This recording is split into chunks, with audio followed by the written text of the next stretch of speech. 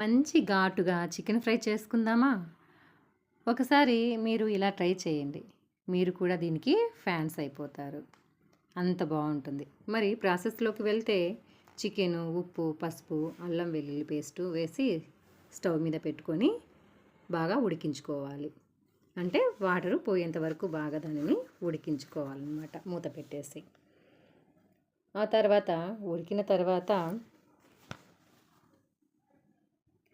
కడాయి తీసుకొని అందులోకి తగినంత ఆయిల్ వేసేసుకొని ఉడికించినటువంటి చికెన్ ముక్కల్ని అందులో వేసేసుకొని బాగా ఎర్రగా వేయించుకోవాలి. అలా చూపించిన విధంగా తక్కువ మంటతో పెట్టుకొని వేయించుకోవాలి. వేయించిన తర్వాత వాటిని ఒక సపరేట్ ప్లేట్లోకి తీసుకోవాలి ఆ చికెన్ ముక్కల్ని. ఆ తర్వాత ఒక మిక్సీ జార్ తీసుకొని అందులోకి ఒక చిన్న ఎర్రగడ్డను తీసుకొని 2 పచ్చిమిరపకాయలను కూడా తీసుకొని కచ్చా పచ్చాగా పేస్ట్ చేసుకోవాలి. మనం ముందుగా చికెన్ని వేయించుకున్నటువంటి కడాయి ఏదైతే ఉందో అందులో ఆయిల్ ఉంటుంది కదా, మనం చికెన్ వేయించుకున్నాక మిగిలిన ఆయిల్లో ఈ ఆనియన్ పేస్ట్ని వేసుకొని దాన్ని కూడా బాగా పచ్చివాసన పోయేంత వరకు వేయించుకొని అందులోకి కొంచెము అల్లం పేస్ట్ కూడా వేసుకొని వేయించుకోవాలి.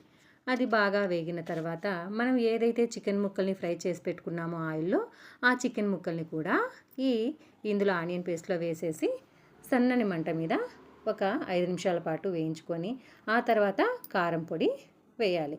కారం పొడిని కూడా సన్న మంట మీద పెట్టి ఆ చికెన్ను కారం పొడి వేసిన తర్వాత సన్నని మంట మీద వేయించుకోవాలి. అలా వేగిన తర్వాత కరివేపాకు కొద్దిగా వేసి దాన్ని కూడా వేయించుకొని ఆ తర్వాత ధనియాల పొడి, కొద్దిగా గరం మసాలా కూడా వేసుకొని బాగా వేయించుకోవాలి. చివర్లో కొత్తిమీరను మనం గార్నిష్ చేసుకోవాలన్నమాట. అది వేసిన తర్వాత ఒక 1 మినిట్ దాన్ని కూడా వేయించుకుంటే రుచికరమైనటువంటి ఎంతో టేస్టీగా ఉన్నటువంటి చికెన్ ఫ్రై రెడీ అయిపోయినట్లే. మరి ఇంకా ఆలస్యం ఎందుకు, మీరు కూడా దీన్ని ఒకసారి ట్రై చేసి చూడండి. ఎలా ఉందో నాకు ఒక మెసేజ్ రూపంలో చెప్పండి.